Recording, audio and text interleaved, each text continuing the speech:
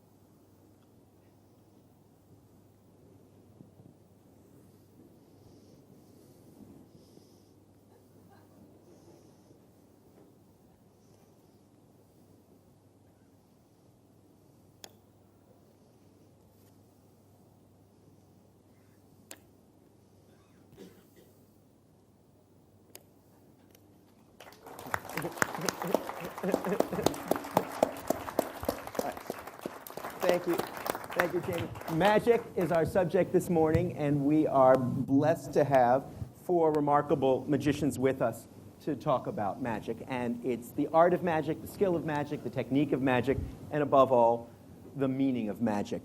Jamy Ian Swiss, my good friend, is a magician and essayist. He is, as you've just seen, a remarkable sleight of hand man, but he also has an extraordinary mentalist show called Heavy Mental. He is a producer and regular at Monday Night Magic, New York's longest-running magic show, and he was one of the crucial subjects of the piece I did about magic called The Real Work and my Virgil into the Infernos of Magic, Jamy Ian Swiss.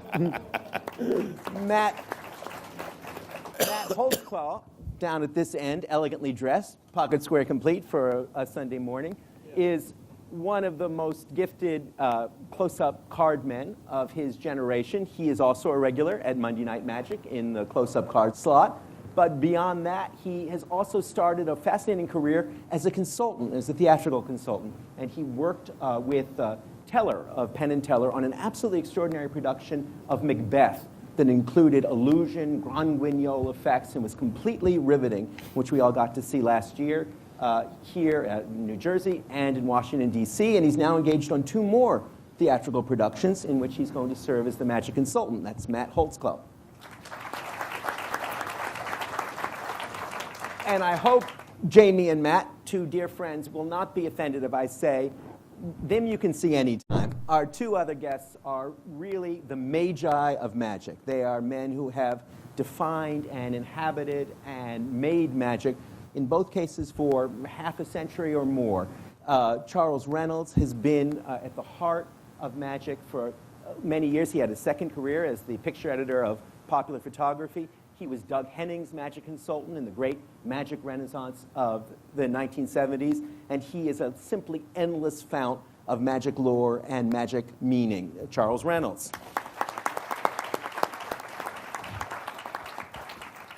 And I think it's fair to say, if John doesn't mind my saying it, that he has been in magic for more than 60 years now. And John Thompson has performed, consulted as the great Thompsoni. He's a genuinely legendary figure with his wife Pam as a performer, but he has also consulted probably with more generations of magicians than anyone I can think of, from his own time right up to the present day when he's worked with magicians as varied as Lance Burton and Chris Angel to keep them on the magical straight and narrow. Truly a legend, John Thompson.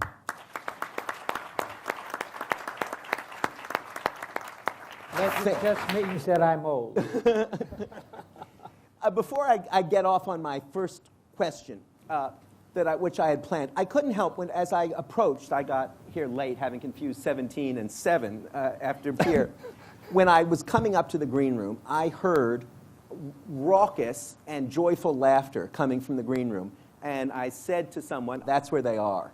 I wrote when I was, after spending almost 2 years hanging around magicians, that it seemed to me magicians, for all of their unhappiness and the natural competitiveness and envy and everything else that comes with being a human being, had the happiest shop talk and the greatest camaraderie of any group of artists I'd ever known. Is that an outsider's illusion, or is there some truth in that? No, I absolutely agree. I've been an actor, a musician, an orchestrator, and a comedian, but in magic, there's the greatest camaraderie of anywhere else in show business. There's nothing like it. I mean, I've been stranded in different parts of the world and could pick up a phone and call a magician I didn't know, and they'd be there to help you.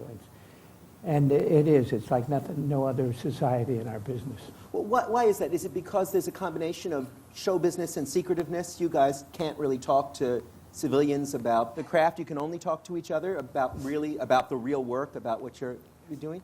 That may have a lot to do with it, yes. Uh-huh. There is some truth to it. I'm not usually one to wax romantic about such notions, but it is true that you can be in a place and find a local magician and have a place to stay. And I've done the same. I've had magicians call and say, so-and-so gave me your name, and they get a couch that night.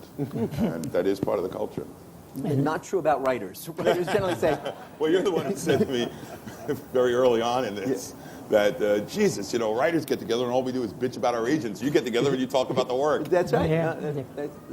I think that's true. Getting started as a magician, one of the things that we were talking about Shakespeare yesterday afternoon, a lesser subject. The actors who were on stage had a moment when they sort of became converted to Shakespeare, when it stopped being just something you were compelled to do at school and it became something that was part of your life. I think it's certainly a cliche, at least, that magicians are 12-year-old boys who are socially awkward and they find magic. Is that something that happened to all of you, Charles? Or? Yeah. Absolutely. Magic is like a disease, Fortunately, the final cure isn't that it's fatal, although it's very likely to screw up anyone's life who's involved in it. It's truly an obsession, and it's a calling, and that's why it's so difficult to get somebody. I think one of the biggest mistakes you can possibly make is to try to convince someone that they should get involved in magic. May even be harder to try and convince them to get out of it. Magic. But true. But a lot of parents they love magic. They've been hooked on magic all their lives. So they try to get their kids interested in it. And it never works. Never turns out well. It never turns out well. Right. It's invariably, that's an amateur culture thing, right? You see that in the magic clubs, I think. In other words, it's the exceptional professional who tries to get his kid to follow in his footsteps, right? Really not that many of those. I mean, we can name a few, but really not that many. I think that mostly happens with the amateur sort of living out the dream, the unfulfilled dream in the child. And you end up seeing these odd little robotic, you've seen this, at magic Many conventions. times. I mean, I once saw many years ago at Fechter's, I once saw a guy take his 6-year-old kid in a tuxedo and an already out of style velvet bow tie and a ruffled shirt and stand him on a table as if he was a ventriloquist puppet doing a magic trick. It's really gives me nightmares now. How to bring all that back to me, Charles. Hey, Jamie didn't want to say he was the kid.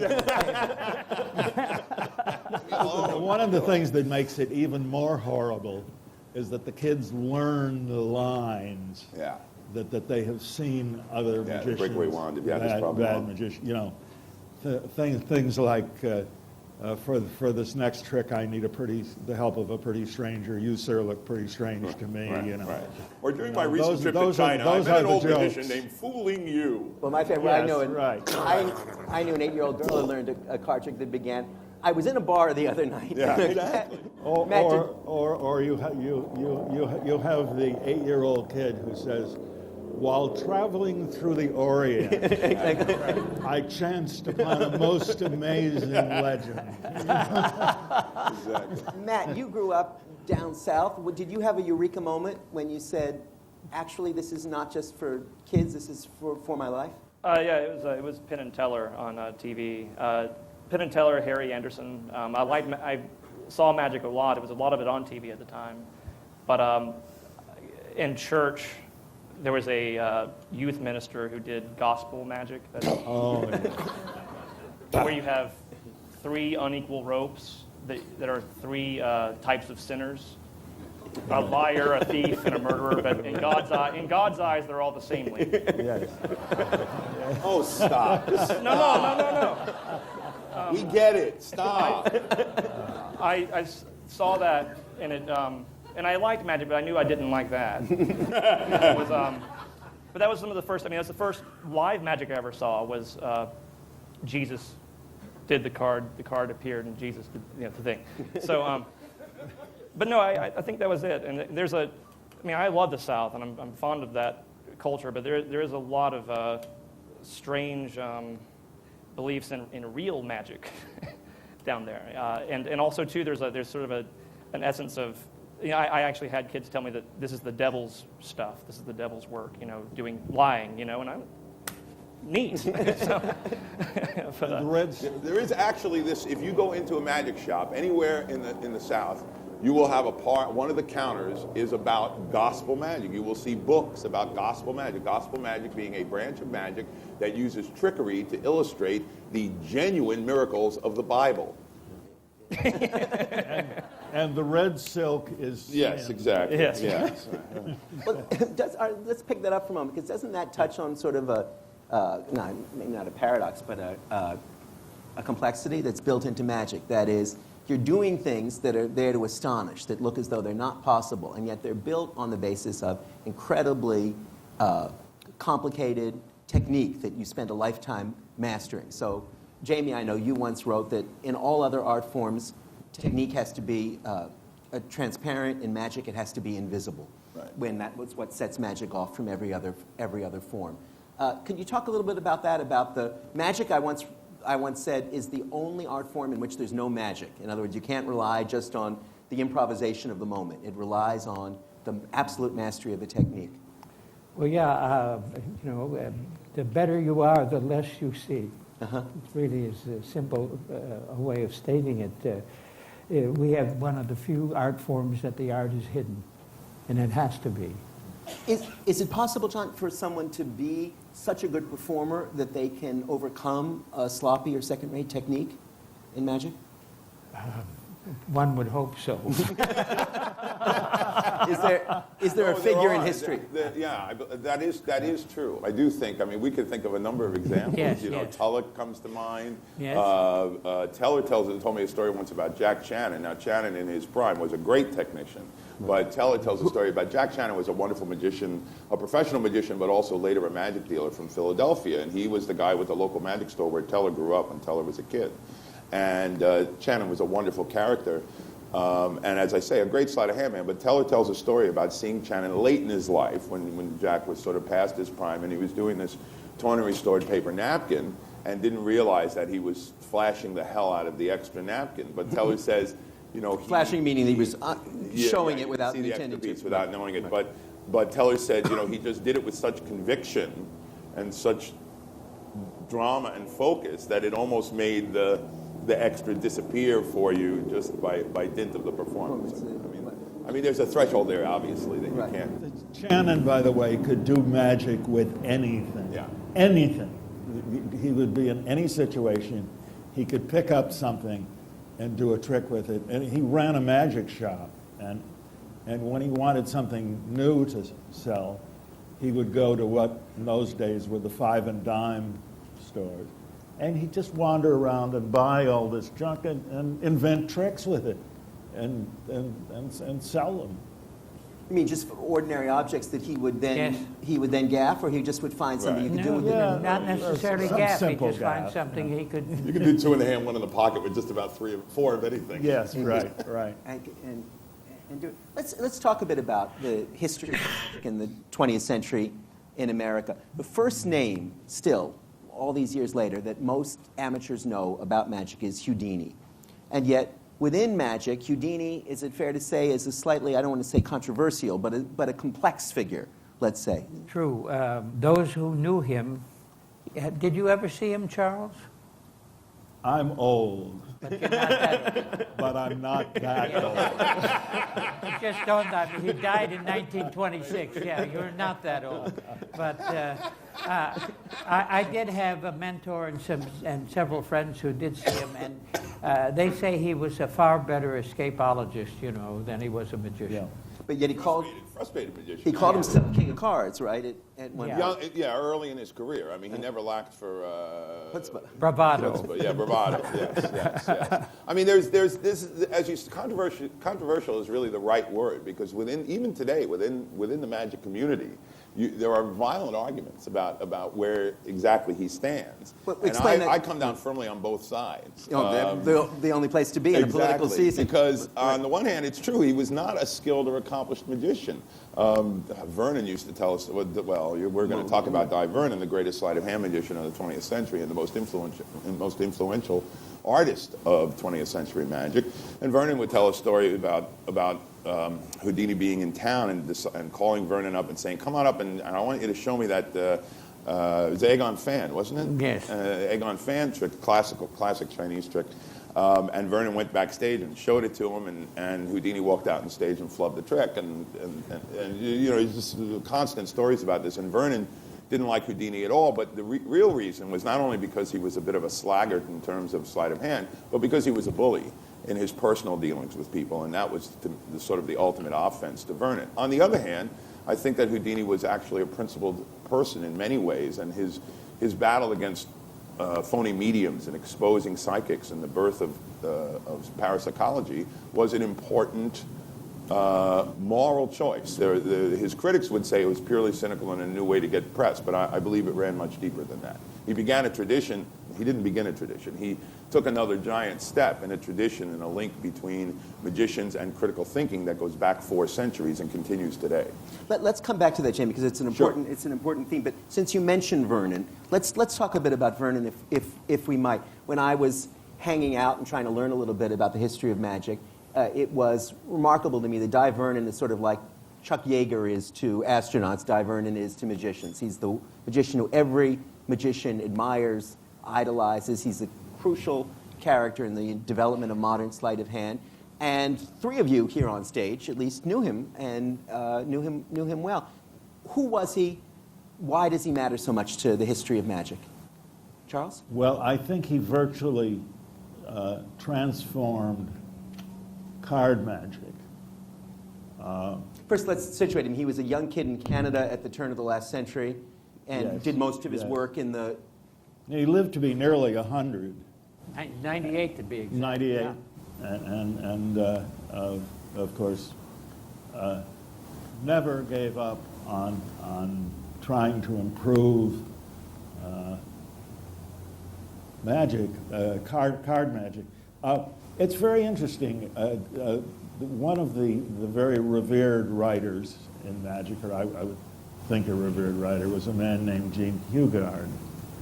And Jean Hugard, who was a fan of Vernon as a technician, but not a fan of Vernon as a performer. And I don't think Vernon was much of a performer, and I don't think he ever wanted to be a performer. It wasn't really what interested him. He was much more interested in developing the technique. But Vernon was powerfully influenced by a book called The Expert at the Card Table, which was written by a writer that nobody knows who he really was, but he is known as Erdnase. And much of what Vernon did was based on Erdnase and his improvements on it and so on.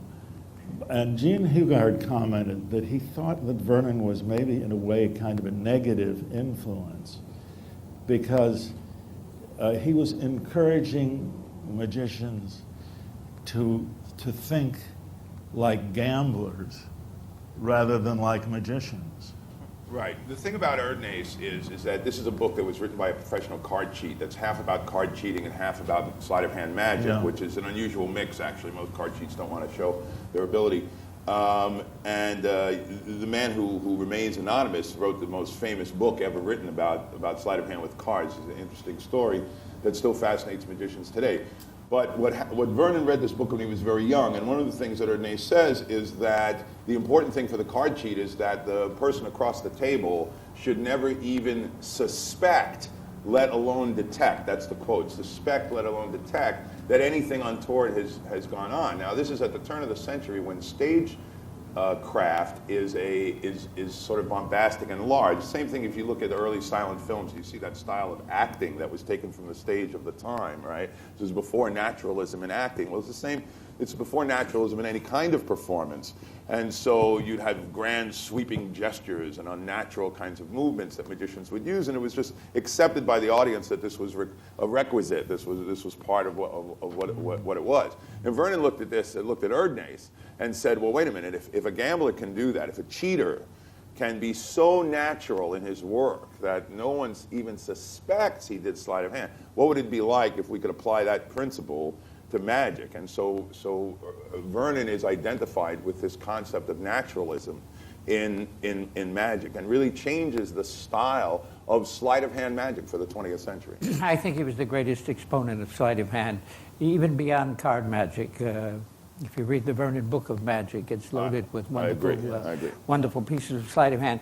I got interested in magic because I wanted to be a card cheater. I saw a movie as a boy, when I was 8 years old, about a Mississippi riverboat gambler, and I saw the Derringer hat and the frock coat and the brocade vest, and I said, that's what I want to be, a card cheater. This is in Chicago? Yeah, this was in Chicago. I didn't know the boats were in dry dock and they didn't allow you to gamble on trains anymore, but I wanted to be that, and I bought this book, Expert at the Card Table. I remember I paid 35 cents for it, and I spent the next 4 years, Jamy mentioned, very prosaic work. I mean, they didn't call it card cheating, they called it card table artifice or advantage play. You know, and it took me the first 6 months just to learn all the terms. I was an 8-year-old kid and trying to apply them into my head. And then the next over 4 years I spent trying to learn and master as much as I could out of the book until I came to the rude awakening. There weren't a lot of places for a 12-year-old card cheater to work. So I looked in the back of the book, and it showed you how to utilize those same techniques for magic tricks, and they really were much more subtle than what was going around at the time for magic. And of course, Vernon expounded on this. And you know, you were saying he wasn't a very good performer, but I have to say that when he got to the Magic Castle and influenced by J. Osei, he turned out to be a very fine performer. In his 70s. Explain that, John, Magic Castle, a club in Los Angeles where he was in residence. Yes, the original concept was from a man named William Larson, who was an attorney, amateur magician, but a full-time attorney, who also had a magic shop. And a very famous magic shop at the time, and he had a partner, T. Page Wright, who invented magic with him, and they used to sell a lot of it. And he always had a dream of having a private club for magicians, and after he died, his two sons took up that mantle and actually made it happen, and it's been the most illustrious private magic club in the history of magic, and located in Southern California, and we've all been members of it here, and we've had many enjoyable nights. It's one of the most wonderful places to go see and view magic. And Vernon was in residence there. Well, he was the resident magician from... I think the fact that he was the resident magician there made the castle. Absolutely. Because Vernon was in New York when the castle opened around, 64? Mm-hmm. And Vernon was in his 60s and moved to Hollywood to be the resident guru at the castle, and really began a whole nother phase of his life, because he did, as John said, lived to 98, and he was really vibrant until 95 or 96. But you were saying, John, you think he became a good performer in the more intimate in his coteries. 70s Yeah, at in the the castle. 70s. The other thing that's interesting, wherever Vernon was, the nucleus of magic kind of was centered. Right. When he was in New York, It was New York. it was New York. It was the mecca of magic, especially sleight of hand. When he went to the West Coast, we all went out there to live and be by Vernon and to learn from him. I know certainly I did, and it was a real joy. I had another mentor, Charlie Miller, who was also a student of Vernon's, who was equally as brilliant, and both of them were in residence at the castle for many, many years. And Well, maybe it's one of the things that I struggled to try and understand what was meant by naturalism, what was meant by Vernon stating. And the one guy here who didn't know Vernon, Matt, I wonder if you would show us something that Sure. that is comes out of Vernon's tradition and what Vernon invented and gave to magic. There it is.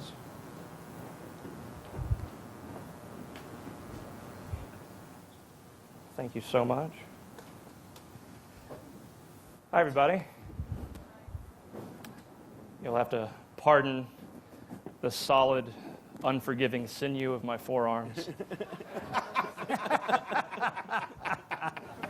that's easy for you to see. You know, usually when you see a guy in a suit roll up his sleeves, he's going to wash dishes or deliver a baby, engage in a Victorian fist fight or something. You know, but no, this is just so you know that I'm not cheating, which of course I already am. So. No, this trick is this is one of the ones I learned from the Vernon Book of Magic. It's one of my favorites for many reasons. One being that it's just this trick you get when you're a 10-year-old magician. You know, you get this series of props, and they're beautiful, but they're made for one thing, for this trick. You know, no human being other than a magician has these in his house.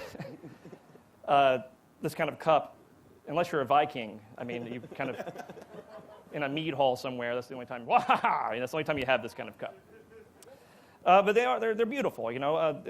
They don't have any buttons. That's what's kind of disappointing. They go back into the box really fast. They go back into the closet because they don't do anything for you. There's no special sliding mirrors or doors or smoke or computers, nothing like that. Also, you get this with this set. You get one of these things. And you know what that is. That's a magic wand, the power staff, the phallus symbol of magic. Every profession has one of those, you know. And also, what's strange, they do some things funny. They're made of brass, nice solid metal, but they are soft. I mean, they sound hard, but they actually can drop right through one another like that. And there's actually, I mean, you can see the nice brass tip has a nice collision there, but it actually is pretty soft that way too. Stay in your seats. I know that's. Now, the most important part of this trick, I think, is the ball. I mean, it's not called the cups and balls for nothing, you know. There's actually other two that live inside the wand, like that. Thank you. Actually, the third one actually lives inside the one. You have to spin it to make it come out, and it appears there by itself sometimes. So. I'll do this nice and slow. Don't blink unless you really want to. You might see how some of this stuff works. I promise you won't see everything. But regardless, at the end, I'll show you basically how it's done. So watch closely. First ball. Goes away like that. I'll do it again, based on that rousing response. Actually, put the ball in the hand, it completely goes away.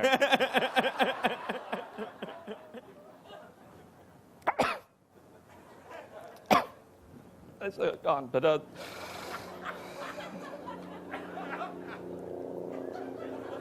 I'll have it back in the morning, though. It's okay. The last ball, of course. Now, some people think, it goes away already. But what you do, you spin that wand again. It goes away just like, come on, baby. It goes away just like that. And of course, no, stop, wait for it. Wait for it. They end up inside their little houses just like that, guys. Thank you very much. Thanks. the thing about this trick is that, you're so far away. I'd love someone to come up and help me out. Actually, you're right there. Would you help me out? Please give her a round of applause. Hi.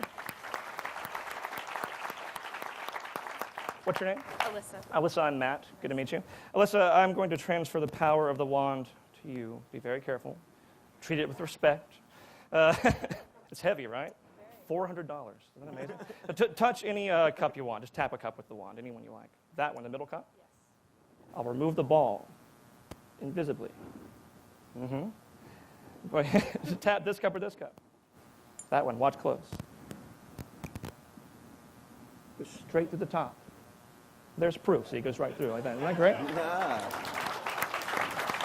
Thank you, Alyssa. Stay here. No, you're not done. Actually, that was invisibly. This is visibly. When it goes through like that, you can actually see the ball go through. You actually do it again. It goes straight through the cup like that. You can actually see it appear there. Something. Tell you what. We'll do one more phase of this, and I'll show you how it works. You'll be here for it. You'll get to be right here. See it, right?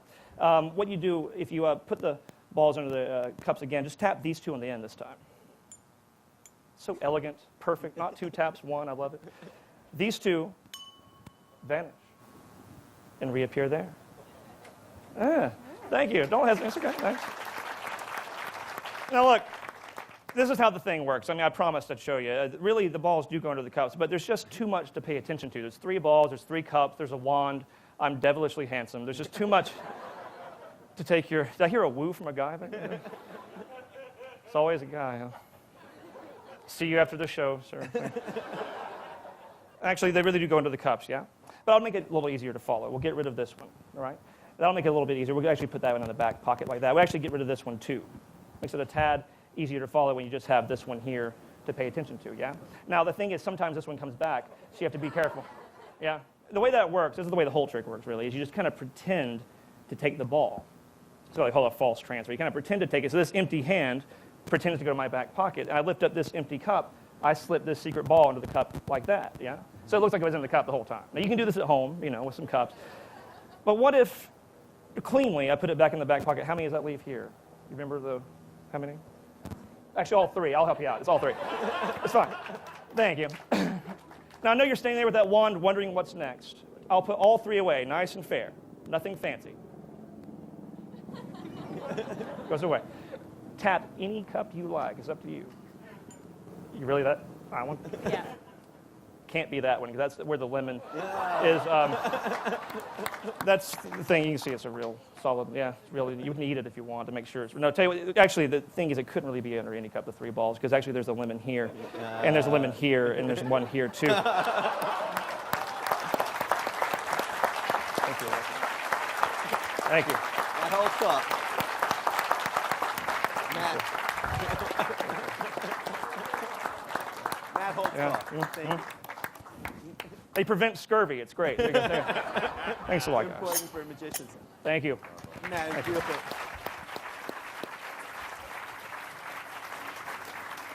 Now, having seen that beautiful work, and Matt has his own charming handling of it, I know that that the end, for instance, the cups and balls is an ancient number, isn't it? It predates. Well, we claim it to be the first recorded magic trick.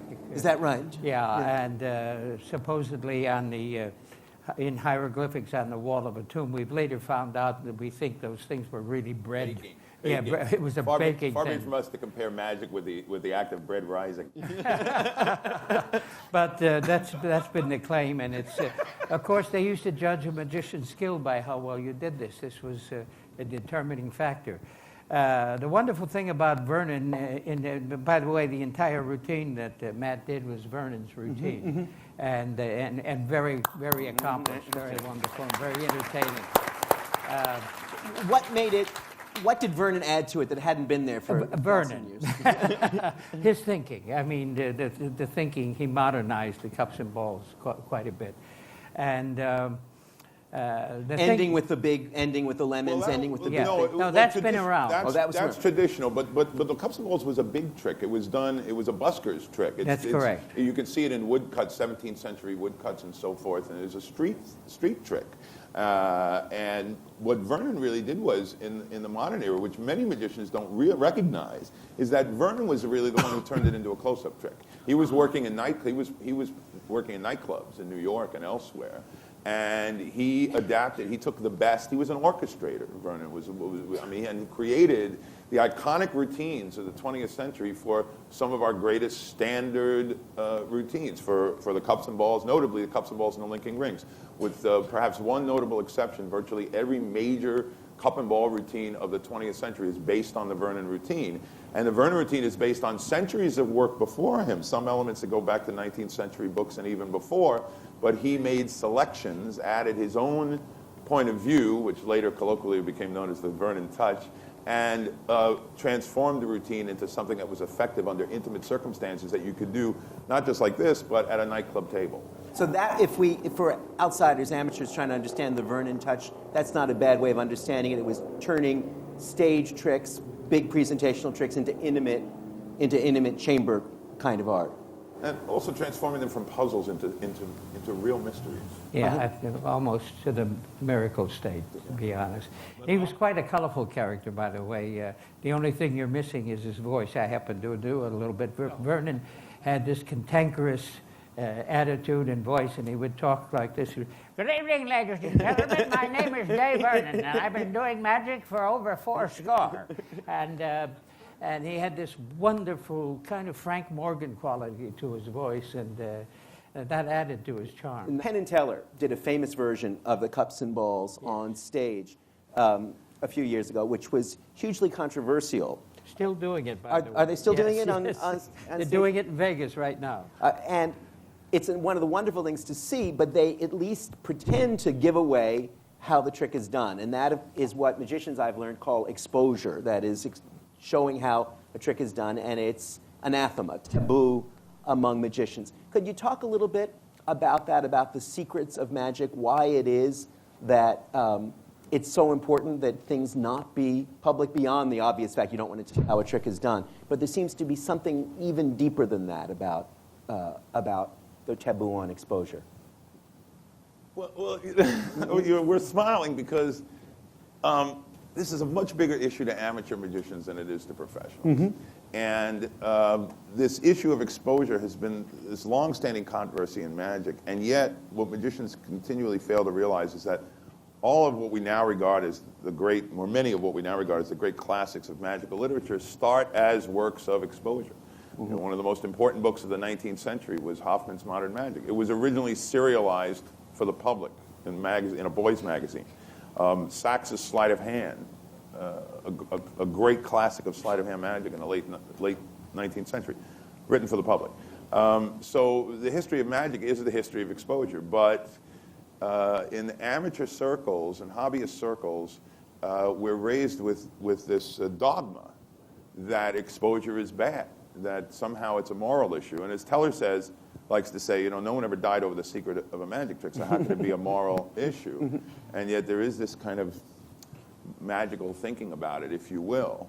There's going to be a new Masked Magician series on television starting tomorrow. Which, then we'll all be out of business the next day. But explain what that is. Well, the Masked Magician made a plug. Right. I mean, Masked Magician was this idea of three magic specials that he did about 10 years ago, and now they have some new schmuck in a mask. It's not the same schmuck? Same mask, different schmuck. Exactly. And, we're going to expose the secrets of magic. And the fact of the matter is as Jim Steinmeier says, the big secret in magic is that magic guards an empty safe. The principles of magic are kind of ugly and primitive, and they're not what make magic. I always like to say the method is not the trick. And if you think about any art, the method is never the trick. Knowing how to focus a camera doesn't make you a filmmaker. Knowing how to play a scale doesn't make you a musician. Doesn't tell you anything about how anyone makes music. And magic is the same thing. Well, the important principles in magic are psychological principles, not mechanical principles. And virtually every one of those principles is embodied in the cups and balls, if you think about it. That's correct. That's right. If you think about it, there's productions, vanishes, transpositions, transformations. And natural laws defy penetration. That's correct. What are the psychological laws? What is it that you're, just as I was looking out, I've watched magicians for years. This is the first time I've ever been on this side of the trick, and it's a joy to look at the faces of people looking at magic. It's obviously something more than they're being fooled. They're engaged. What is it that the magician is, what are you playing with in people's minds when you're doing magic? Well, that's a kind of a strange way to ask the question, but Anyway, I mean, what is it that makes, let me turn the question around. What is it that makes people want to watch magic? It isn't just that they want to be that's fooled. different. Well, I think it's almost intrinsic in people. I think almost every boy has been fascinated with magic at some time.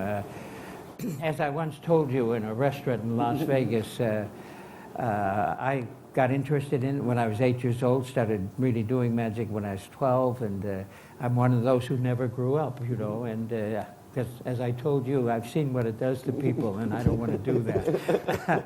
But magic is something I think we're all very, very interested in, whether it goes back to our roots in the religious upbringing and miracles and so forth, suspension of disbelief, and I think it's just intrinsic with people to be fascinated with the art form.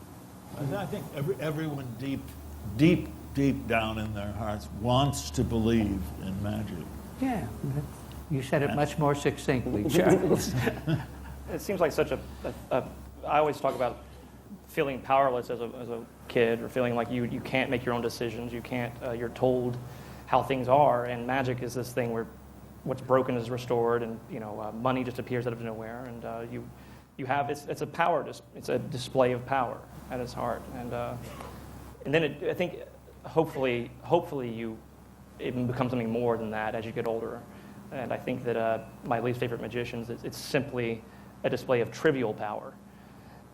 It's, you tore up a playing card, you put it back together, but why'd you tear it up in the first place? There was no reason for anything to happen. So I think that, and I wonder, we talk about why girls, I know young girls who do magic, but they quickly stop. There's very few women magicians. And That was one of my next question. Yeah. So, Jamy has interesting thoughts on that, about why... Women prefer dolls to magic wands. That's as simple as it is. One of the most common questions you get is, how did you get started in magic? And especially when a man asks me that, I always say the same way you did.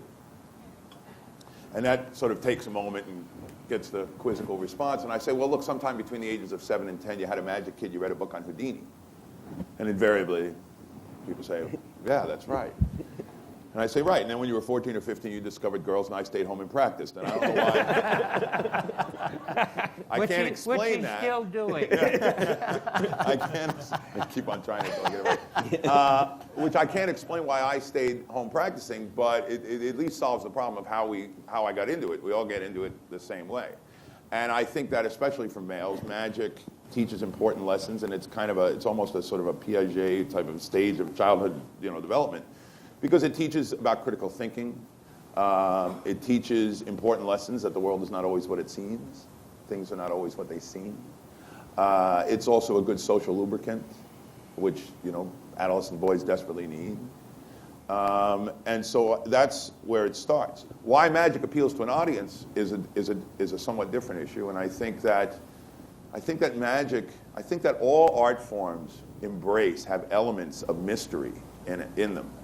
But I think magic is the only art form that is defined by mystery, that its primary purpose, focus, has to do with mystery. And mystery is an important part of the human experience, an important part of the human psyche. I also think that how we relate to mystery, how we meet mystery. We all meet mysteries in our world and face different kinds of mysteries in different ways. Some mysteries we want to deconstruct, we want to solve. Some mysteries we do not want to solve. But different people make different choices about that. And I think those choices connect with the appeal of magic to audiences and also to magicians. Mm-hmm.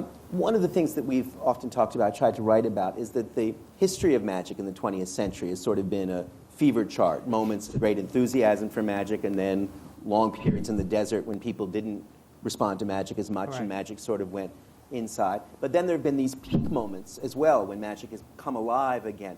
And Charles, you were intimately involved with one of those great peak moments when Doug Henning brought magic back to Broadway and television in the 1970s. What happened then that made magic once again an enormously popular art form? Well, one of the things that we've got to remember is that Doug Henning was a star.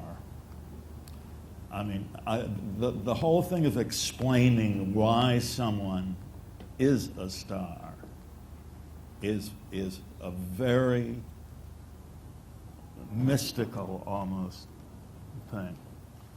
And Doug,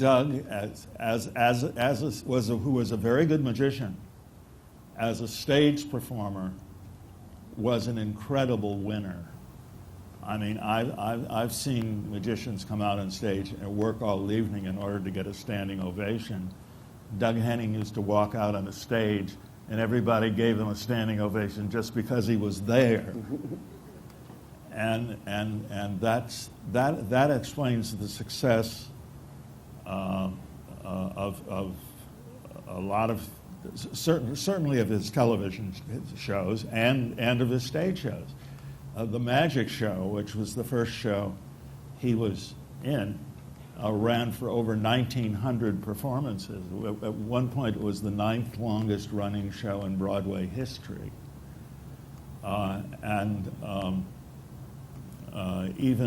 Even Merlin, which a lot of people don't, I thought it was a great show, but even Merlin wasn't too shabby. I mean, it ran over 200 performances, and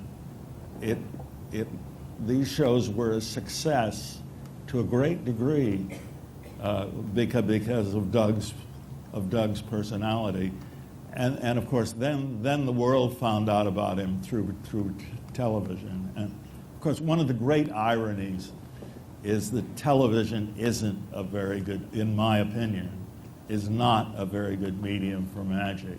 But the other side of it is, it's the only place you can become a star. Why is television a bad medium for magic? What is it about television that is inhospitable to magic? I think in magic, you've got, you know, there's a lot of people who talk about the suspension of disbelief, which was a phrase that was originated by Samuel Coleridge, the guy who wrote The Rime of the Ancient Mariner.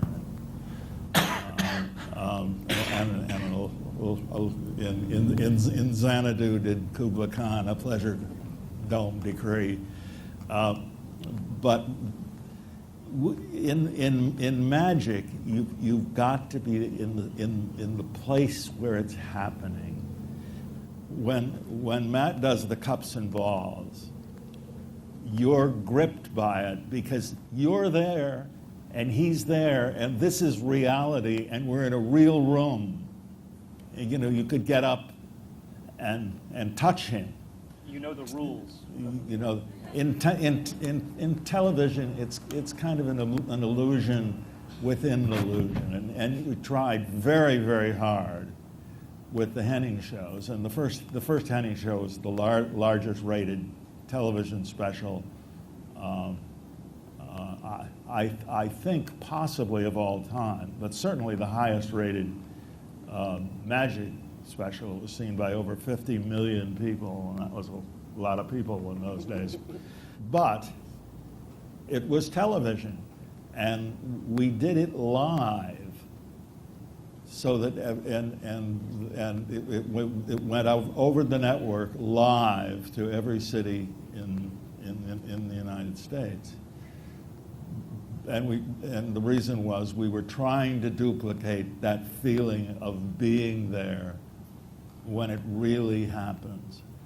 But it doesn't have the same impact. I mean, the kiss of death was when David Copperfield flew over the Grand Canyon. Nightmarish. After that, where do you go? Well, you go to... YouTube that. Do your Yes. Why was that, for people who didn't see it, why was that the last gasp of magic on television? Well, because of the way it was shot, you knew that you were watching a camera trick. Uh-huh. And it's very, very tempting. Once you're there and you've got those cameras and you can do things with them, it's very, very tempting to cheat. The issue of magic is one of credibility, and we've all designed and written magic for television, and credibility is a constant source of conversation. The effects of magic, what we call the effects, the fundamental effects of magic, the tricks of magic, are essentially trivial. I can change a red ball to a green ball, worship me. And you can see all... I do. I know. No, I know, Charles, and I so appreciate it. But you can see all those fundamental effects of magic in a 30-second TV commercial. So, therefore, what makes magic matter to people, as Charles says, is the conditions, the fact that it's live. And audiences know this. You all absolutely know this. Every magician has heard the sentence, gee, I always thought if I was this close, I would see how it worked. The audience absolutely knows that distance is a factor that can be a weapon that can be used against you. And we'll use anything against you we can, including just lying. But the camera is also a weapon of distance, and so it dilutes that credibility. And so in the old days of magic specials, and Henning did a number of things. There were, besides the fact that he was wildly charismatic and became this superstar, but Henning took magic of the era, which was identified with top hat and tails, and put it in relatively contemporary dress. He would put it in tie-dyes and long hair and basically sort of hippie dress, about 10 years after the 60s. But, if you're 10 years late in magic, you're cutting edge. And he made it accessible in that way. That was part of it also. But he also created the format of how magic was done on TV for about 25 years until David Blaine came along and changed that. And the format was that the celebrity guest said, I solemnly swear that the magic you're about to see is all genuine and real, and the camera will not cut away. And that was how you handled credibility. And credibility is this constant issue of trying to do magic on television. And it's a slippery slope. It's very tempting to do otherwise. And we're in an environment now where the audience has sort of come to be distrustful, I think, of magic on TV, and they should be. Well, the audience, I think the audience now senses that they are being conned. The principles of lots of magic, of lots of cons, are the same. Wait, I think it's David Copperfield. He didn't help, but he made a lot of money. But the difference between magic and a con is that in magic there are secrets involved. There's really only one secret in a con of any kind, and that's that it's a con. That's the only secret. There is no other. Once they know that the pea under the shell isn't really right. Con comes from confidence of getting the mark's confidence that what they're seeing is real. Absolutely. Once they lose once the confidence is broken, the con is broken. And I think when people started breaking that confidence with the television camera, it really did hurt magic a lot. I mean, who in the world believes the stuff that Chris Angel is doing, except that it's a camera trick? I believe that. I believe it's a camera trick. John has been a consultant with Chris And I will Angel. say, when I was in charge of the magic team, there was no camera tricks. I can honestly say that. Unfortunately, I was only in charge of the magic team a year and a half. Please. The part of the article that people bring up, if they bring it up, they always, my friends have brought up the two perfect theory. They'd never heard that before. And it's such a common idea. in magic now for me that I didn't think of it as being something exceptional. Explain what it is, Matt. It was one of the things that fascinated me most, too, talking about Just magicians. that if there's no other possible method other than the method, that if someone's flying over the Grand Canyon, you go, oh, I can't see the helicopter and the wires that are holding him up. Because that's probably how, there's something like that's holding the guy up if he's sitting cross-legged floating over the Grand Canyon. You see the wind hitting his hair and stuff like that. So. If the only answer is the answer, it's too perfect. Actually, I think there's a better name for it. It's how else. The point here being, this is a very subtle and difficult concept to grasp, actually, on the face of it, and magicians struggle and argue over it. And Matt has stated it absolutely correctly. Then the next question is, well, what do you do about it? And what you're trying to do is you're trying to address the fact that the audience is going to think about the method. There are people in magic who would like to think the audience is not going to think about the method. Henning had a little bit of that, but actually, in a way, didn't he? Well, deep in his heart, Doug believed in magic. Right. Huh. I mean, he's the only magician in history who believed he could pay a yogi to teach him how to float. But I digress. But the point is, so what you try and do is you try and anticipate the mind of the audience, and magic is entirely dependent upon that. Magic doesn't, if you practice magic in the mirror, magic doesn't exist. And magic doesn't exist, and it's like a Zen koan. It doesn't exist until someone actually sees it, which is not true of a painting or any sort of static art. The art exists regardless of the audience. So you're trying to anticipate the mind of the audience, and you're trying to lead them so that they will think about the method, but incorrectly, and eventually get to a point where they realize that the method that they are thinking about is incorrect, and yet not be able to find themselves to the correct method. So you're actually doing much more than merely fooling the eye on the moment. We like to say in magic, you don't fool the eye, you fool the mind, and that's absolutely true. I can't really... the magic doesn't happen here. It only happens in your head. And so the Two Perfect theory is about thinking about how you're thinking and how you're going to think, and actually providing a set of breadcrumbs that are going to lead you down the path where we will then turn the hose on you. Do the tightrope. Yeah. Do the razor's edge thing. Yes. Well, this has to do with the social contract, actually, the tightrope, which relates back to the Houdini thing, and because I'm an activist skeptic, a colleague of James Randi, the amazing Randi, and I spent a lot of my life talking to academics and scientists in college classes and so forth about critical thinking and about phony psychics, that's a redundancy, and pseudoscientific claims and so on. And people often ask, well, why is a magician someone who spends his life fooling people for a living, worried about people being fooled? But when I say the word magic, I'm really stating a social contract. I'm saying I'm going to fool you. So I am what I like to call myself an honest liar, right? You can get to my website by honestliar.com because once I use that word, I'm telling you exactly what's going to happen. And now you know that you're safe. So it's kind of like if you're up on a roller coaster, you're being taken on a roller coaster ride, you want to feel that near-death experience. You want to feel that danger, but you also know that you're going to be taken home safely, and you're going to arrive in a place, return to a place not severely altered from whence you began. Whereas I think the phony psychic does something morally to you where he kind of takes you up, gives you all that excitement, and pushes you off, so that you have no way to find yourself home. But I just realized that's not what you were talking about. You were talking about, sorry, right. I liked it. We found it interesting. Different, help, I've fallen into a metaphor and I can't get up. Don't feel bad. What you were actually referring to is that concept of Whit Hayden, the wonderful magician who's written some great theory in recent years. And magicians argue about what the definition of magic is. We're stuck with this horrible word, magic. It means so many different things. It might mean a guy twisting balloon animals at a birthday party. It might mean, somebody at some occult ceremony. It might mean someone stuffing women into boxes, or it might mean somebody doing some of what you've seen here this evening.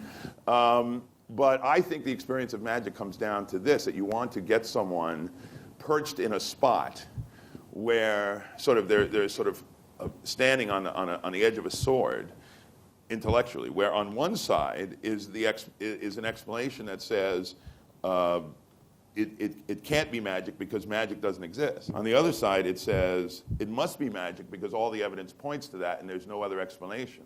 It must be magic. It can't be magic. Now, if you can settle comfortably on either one of those arguments, the magic has failed. The magician has failed you, as far as I'm concerned. And the two perfect theory can force you, if you violate it, can force you to find the solution. Oh, it must be a thread. It must be a helicopter. It couldn't, what else? Carl Ballantine, what else? But if you end up in this place where you just can't comfortably get it must be magic, it can't be magic, it must be magic, it can't be magic, and you're perched there on the horns of a dilemma that you cannot resolve, it creates what Witt called a burr under the saddle of the mind. And that's a fabulous place, and that's exactly where we want to put you and leave you. That's wonderful. Thank you, Jamie. That's great. Having gone down that deep and philosophical route, can I ask about something much more mundane? And that is about Las Vegas. And Las Vegas is a place where magic lives. When I was spending my time thinking about magicians and talking to magicians, everybody said to me, you can't understand modern magic, American magic, if you don't go to Las Vegas and spend a week in Vegas. John, you're a habitue, a denizen, and have been there for a long time. I worked it when there were 4 hotels on the Strip. Of course, I was a musician in those days, but switching from music to magic was only switching a U to an A and an S to a C, musician, magician.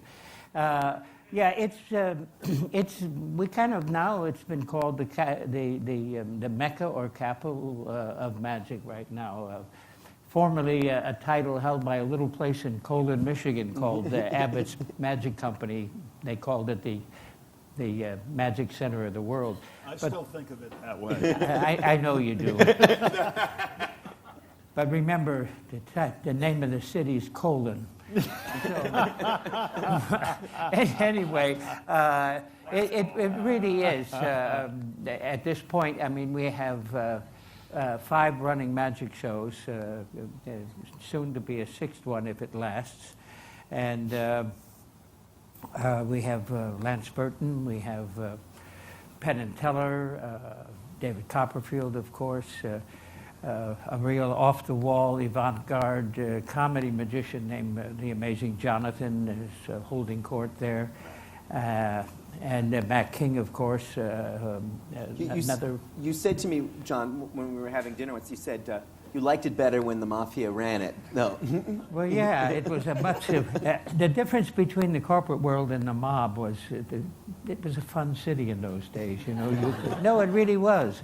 If you think about it, they count everything. They wanted to get you to the tables. In those days, their gambling revenue was 79% of the take. It's less than a third today. They make more on shows, lounges, and food and drink. It's amazing. But in those days, the mob wanted to get you to the gambling tables, but to entice you there, they brought the greatest entertainers. They put on the most wonderful shows, and they tried to give you everything as free as possible. Everybody dressed better. Oh, they did dress better, yes. We're the last remnants here. But now, I mean, just an example, Elton John's playing there. You can probably see him here for a $90 ticket. It's $350 for a ticket. I mean, can you imagine? Celine Dion, $350. Bette Midler. This is outrageous price. A cheap price in Vegas these days is $150 for a ticket. But John, as to magic, we really owe that to Siegfried and Roy, right? In terms of, a lot of people don't realize yeah, that. they did. They opened a lot of doors.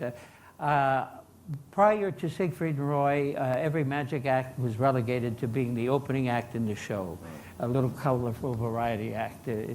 Siegfried and Roy broke that mold. They started out in 1952. They were the opening act at the Folie Bergère. But when they came back, they moved to the middle spot and eventually at the Stardust and the Lido show, and then came back as the headline act. And it was because of them that when I went into Vegas, I was a headliner, not an opening act. And then they opened the door for magic shows. Prior to that, there were no magicians headlining an entire showroom. They did the first full magic show, and then they did the very first magic spectacular, a $29 million spectacular on stage, $29 million worth of costume, magic, and sets on stage. And that opened the door, of course, for Cirque du Soleil and the extravaganzas that are there now. But it was those two magicians that made the difference. But your friends and heroes, I know of everyone here, Penn and Teller now work every night in Las Vegas. And were you surprised, as in my stupidity I was, that they would have such a good response in Las Vegas doing something that seemed to be very New York or very... No, I think they're one of the smartest magic shows in town. It's really, I worked for Penn and Teller, Lance Burton. I've worked for Siegfried and Roy, as Charlie has, and I will tell you, working for Penn and Teller is the most exciting, developing magic with Penn and Teller, because it's really very extraordinary and very miraculous magic, and they do a great job. Everyone always remembers them as the bad boys of magic, but when you really go see their show, you're really entranced. It's really marvelous. Obviously, you can't talk about the technical details of being a magic consultant or a magic designer, but in a general sense, what is it that you're doing when you're designing magic for Lance Burton or Doug Henning? Well, in my case, they come to me with a concept or an idea, and I literally bring it to fruition and make it happen. So they say, I want to suddenly materialize. Lance Burton says, I want to materialize out of nowhere out of an outline. That's it, and it's up to me to find a way to make them do that, yes. And you draw on all of your accumulated knowledge of how such things can be done? That's correct. As much expertise as I can draw from, and imagination, and I've grown up and gotten I've been doing this, as I said, since I'm 8 years old, and I've acquired a lot of tools, and it's great fun doing it, because for my own performances and my own act, I would never do some of the things that Penn and Teller do, or Chris Angel, or Lance Burton, but I can certainly think in their area and make those things occur, and that's one of the joys of being able to do it. That's a big part of the job. Much like being a director, you have to be able to, you take your knowledge, your technical knowledge about magic and illusion and whatever, but you're also trying to filter it through what you know about that particular artist's taste and point of view and capabilities, actually, because you work with different magicians, and some have capacity for certain things and some have capacities for other things, and you're trying to pull all that together. There's no point in trying to push something on someone that you're working for that's just not right for either their point of view or their abilities. So you're trying to go through all those filters as well. You're not just using raw technical knowledge and just providing solutions. You're really designing solutions to suit that particular artist. But Matt, I know you just worked with Teller on, as I said at the beginning, a fascinating project to bring magic to Shakespeare, working with non-magicians on stage. Can you tell us a little bit about what the ideal was there and how you worked it out? But Teller had this idea from the time he was a little boy. His favorite play was Macbeth, and I loved the play too when I got into Shakespeare in high school, and I had a similar idea reading it. It'd be great to see a production that the hallucinations, the witches, the violence, all of it was visual, that when the play is full of people hallucinating things. You're seeing daggers floating in there. You're seeing a ghost of your best friend you've just murdered appearing at a party. No one else can see him. You're seeing blood appear in your hands. And the thought was, and the night I met Teller is Halloween night 2005, and we just kind of brought this up. We ended up hitting it off, which meeting your childhood hero and him wanting to sit and talk to you is really thrilling. Just so that's I hope you all get to have that. We just talked about that idea, and then he found a theater and a director and a budget that wanted to do it and go for it and really put the time and energy. And we had almost a year and a half to really think about how are we going to make Lady Macbeth see blood and you see it too. And she wipes it away, and then it comes back. And it's real liquid dripping blood. And then she wipes that away, and it comes back. And she's wearing a nightgown, no sleeves. And how do you make a dagger appear? And it's just a dagger which I see before me, the handle toward my hand. And seeing that dagger, all of that, we had so much time and energy, and that doesn't usually happen. Usually you have about a month or less to figure these things out. And in teaching actors to do, non-magicians, but Teller insisted, and he was right, that actors actually, they are already thinking about performance, walking out on stage and concealing something. They have to face out a certain way. It's not natural, but it's trying to make it look as natural as possible. So they're already thinking about that. And they learned some complicated... Lady Macbeth is basically standing up and doing a one-person sleight of hand routine with no sleeves and a tight dress, and liquid is appearing. Mm-hmm. And liquid's really hard to manipulate. It wants to go where it wants to go, And at one point, barehanded, liquid, just red blood pours over her hands, and she's losing her mind. You're watching her. You're seeing what she's seeing. that was thrilling. That was a lot of fun, and we're hopefully doing it again soon. Is it going to be? There's talk of doing it in a few different places, one being Utah, the Shakespeare Festival, and another maybe in California. Let me say, as a spectator of it, it was not only terrific magic, but much more important, it was first-class Shakespeare. Yep. And what it showed us was how much magic, in that sense, there is in Shakespeare, how much Shakespeare wants effects and shock and mystery in the... Sure. I hate, I was saying this recently, I hate when I go see Shakespeare or anything, a classical piece and someone says, you know what, we're going to do it in the Old West. Or underwater, a space odyssey, and it's just slapping crap onto a show. Or we're going to have 5 Hamlets, and they're all going to, different parts of his personality, and that just drives me nuts. And it can be good, it often isn't. And we tried this to be, for this to be something where the magic didn't get in the way of the story and the drama. And that's one thing I found that with magic, often you're not expressing intense emotion as you're pulling off these tiny, intricate moves.